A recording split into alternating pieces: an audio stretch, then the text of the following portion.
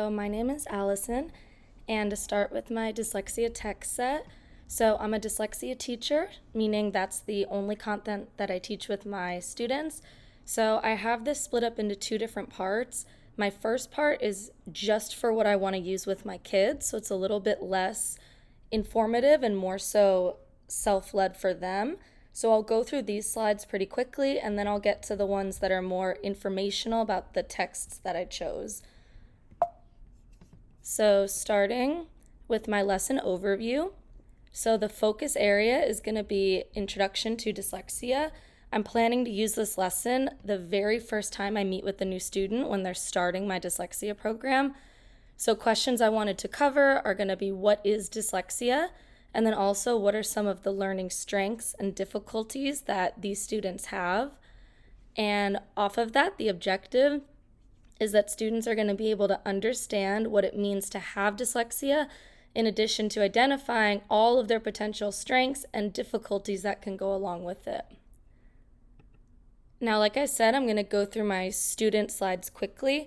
So I would start just with this photo, give the students a chance to look at it, internalize, discuss with each other before we would talk about it as a group. After that initial discussion, I have a short book that we'll listen to, where again, the students and I will discuss the struggles the student in the book faced and if it's similar or different to things they've experienced.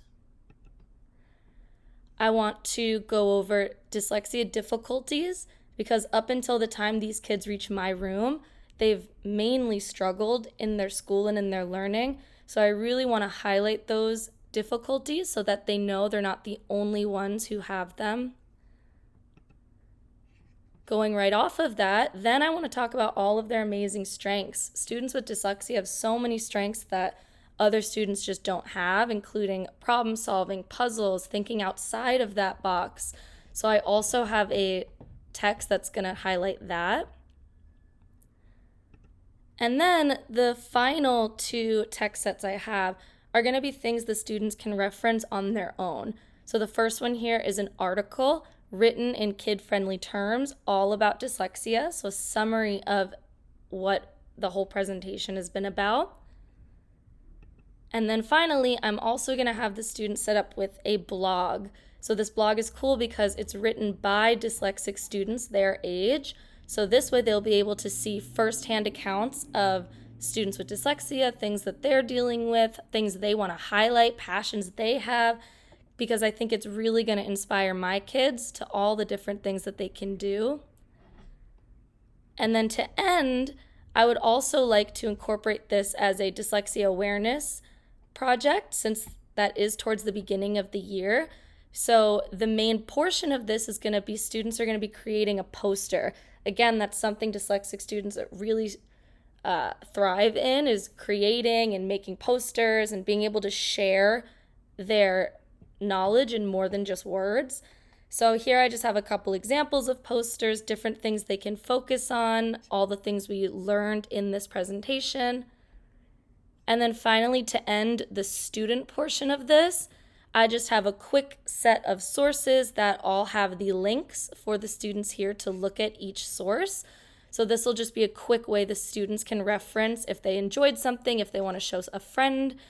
So that concludes what I would do with my students. So now I'll move into the more of an explanation of the text that I chose and what I think that they're good for. So starting again with this info photo. So this photo that I would show right at the very beginning, it's going to help students with dyslexia really understand the feelings that they've had up until the time they join my room.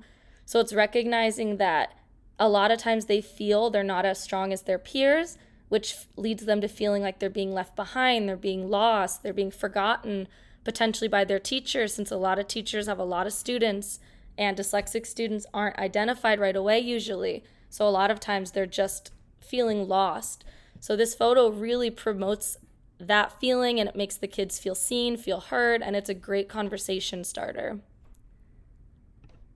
So the next text set is going more into detail on this story. So this story is called Brilliant Bee, and it's a narrative text and it's written in an elementary friendly way to hook the students into what dyslexia truly is. So the story follows this child named B who has dyslexia, and she's amazing at storytelling. She's amazing at talking and being creative and drawing, but she just has struggles in school. She has struggles reading. She gets excited about the content, but the second the teacher comes over to her to check what she's done, she feels embarrassed. She feels frustrated. She sees the other students progressing more than she does. So in the end, the teacher gives her a tape recorder where she can record all of her amazing stories. And from there, all the students love sitting with her, listening to her stories. Then she also gets help translating those oral stories into writing. And then all of the students get to enjoy her skills. So this is a very similar accommodation that I supply to all of my students, a text-to-speech and a speech-to-text accommodation. Sometimes that's all these students need to be able to really showcase what they can do. So this is a wonderful text set to help them with that. Next, so I have 2 videos that I'm going to be looking at with the students.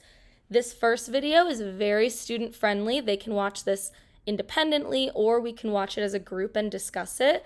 It's shorter, it's written in child-friendly terms, it's animated, very fun, colorful, and again, it goes into some of the difficulties that students with dyslexia have, which again, starting off the lesson this way is going to make them really feel seen and heard and know that their struggles aren't something that only they have, that it's something other students have and something they'll be able to move from.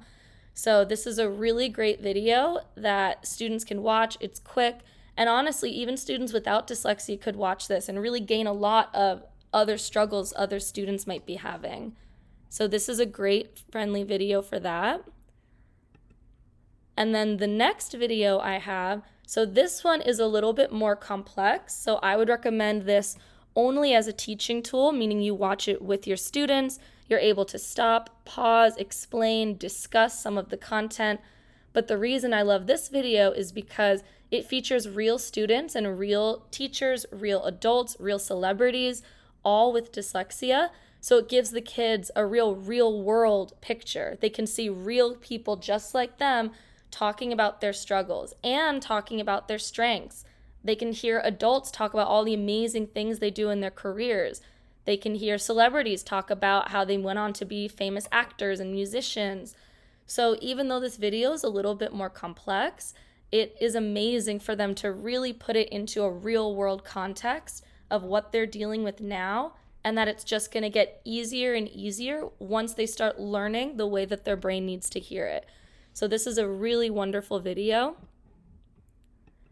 And then into our 2 more independent text sets. So this is the article, so it's written by Kids News, or they're the publisher.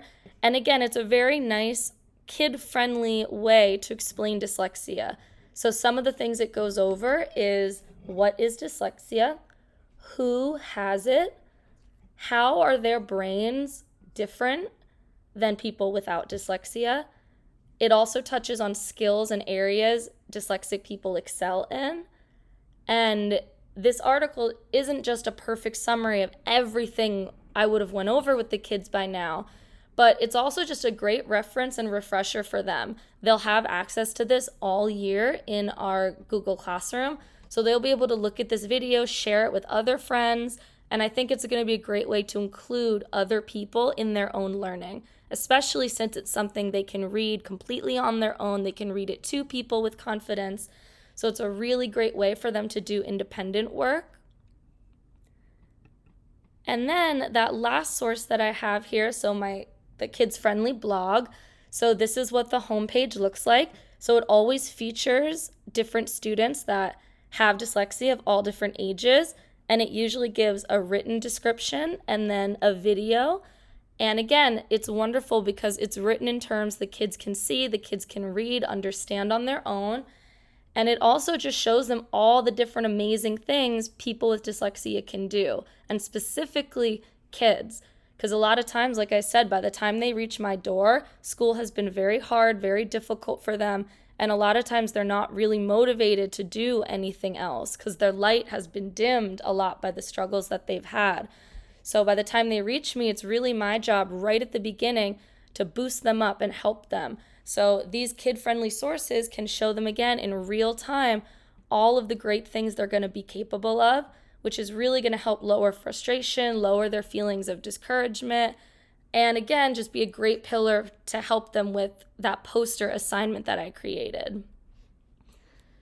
So just to end, so I have here just my lists of sources. If anybody wants to look them up or look at the URLs, again, I would really highly recommend all of these sources to everyone, because even if dyslexia is not something you specifically teach, I do think it's really important. A lot of students struggle with it, even some that aren't yet identified with it.